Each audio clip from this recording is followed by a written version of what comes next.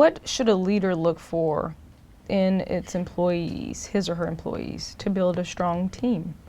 I think it's an interesting choice because some of this gets to the way you form teams, right? I mean, in companies that have we would call a recipe, right? A way of running the place, it should be anchored in that, right?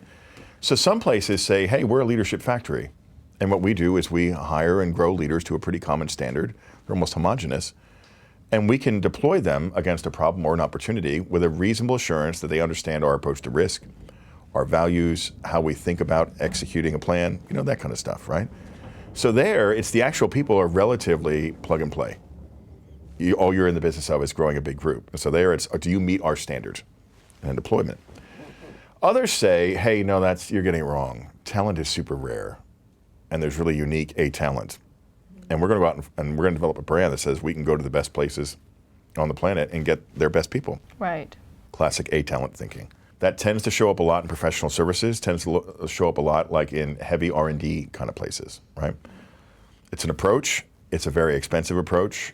It's higher beta because everyone there has been told they're special their entire life. You have to pay for it, and the likelihood that they may flame out or have outsized rewards is pretty good. Very different model. That's built for the special few. This is built for the cadre. An alternative is what we call execution edge, which says, you're all kidding yourselves. Leaders are there to be good stewards. But the way this place really thrives is frontline. It's the frontline leader's the most important role in the organization. Galvanizing, unleashing, and directing the power and the energy and the insight of the people who do work every day. Very different model, right? Because there you're going to share things with the frontline that many organizations don't want to. Here's the big vision. Here's the strategy. Here's actually where you fit in. Here's what you're allowed to do on your own without asking us. Now, figure out how to share across all these units. Don't operate in silos anymore. Don't be afraid to look outside and bring that in. So those approaches would drive what kind of team you'd put together. I mean, one of them is quite specialized, and you put together a team of experts. Another is saying, we're going to have micro units that all compete, and actually we just want them all to be kind of replicable. So getting clear on that up front, all the way back at the aspiration stage, matters quite a bit. But once you have it, then it's just consistently applying it throughout. What happens after the aspiration stage? So you've done the aspiration, you hold up a mirror and go, oof, here's what's missing, here's what we're good at, here's what's not. Then you have two basic reckoning moments. One is around capabilities and one is around mindsets. The capabilities part says, with how we're planning on making money going forward, do we have any chance in heck of doing it? The institutional skills. Like if you suddenly go, hey, we're a bank, we're really good at running bank branches, and now most of our customers want to go on their phone. And you look in-house and go, do you have anyone here who actually gets digital? Mm-hmm. If you don't, you might want to get ahead of that. Right. That's the basics of institutional capabilities. The other half of that says, let's go back to those banks and say the people who are at the windows. The way that we're really going to improve our performance is help people every day, every touch, understand, we offer more than a savings account. We have checking, we have annuities, we have insurance. We can actually help you with these sorts of things here.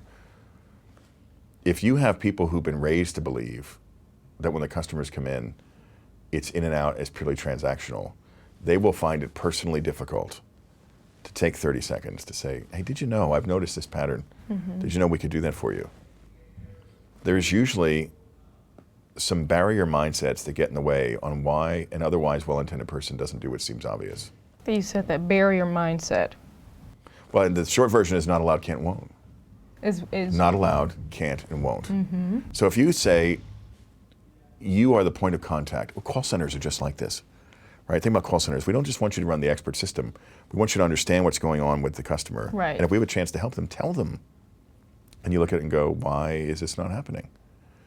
Captain Obvious walks in the room and says, literally, make sure our customer understands everything we can do for them. And when you write that out, tell the customer all the things that might help them. You'd say, well, who wouldn't want to do that? Right. Yet you have people who get up in the morning, put on the uniform, go to work and want to do a good job that don't. So you say, what's the 3 basic reasons? Not allowed. It's not my job. Somewhere when they were onboarded or through the boss that they've had, someone thinks literally it's not their job. Or that one's pretty straightforward to fix, right? You fix its role clarity, you fix the job spec. Mm-hmm. But what if that's not how we do it around here? That's a lot harder. Because that's like passed on through oral tradition. We don't correct colleagues. We don't waste the customer's time. That's what the personal bankers do. Stay away from that. Way harder. way harder. But once you know it, at least you can then correct it. Now let's just say it's not that one. And they say to you, oh yeah, I'd love to do it, but I've got all those forms to fill out. It's really important and I don't have the time. I need to hire somebody else, I don't have the resources. Or maybe sometimes I'm a little uncomfortable because I don't feel like I know the product suite. I can't because I don't have the time, I don't have the resources, I don't have the skills. If someone's telling you they don't have the time or they don't have the resources, what they're really telling you is, your list is different than my list. And my priorities are more important. Right. Right? Because at the end of the day, I'm optimizing for me. Because don't we all want to get a good review or, Of course. right? Now, those two are at least addressable. And if you can get a hold of that by asking, how would you know? You'd ask. If you can get a hold of that, you can do something about it. The last one is the hard one, and this is where I actually think derails some of the more challenging change programs, because it requires people personally to interact with other people differently.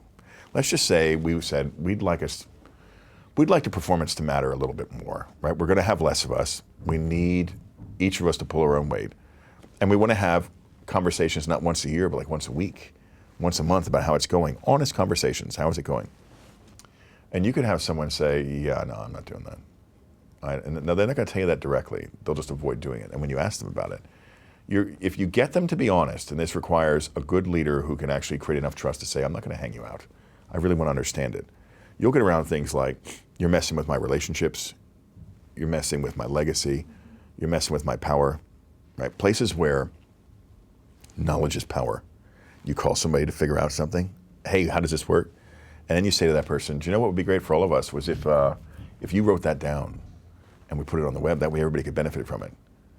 Why would anyone do that if they were in a company where the people coming to them is what made sure that they were going to stay?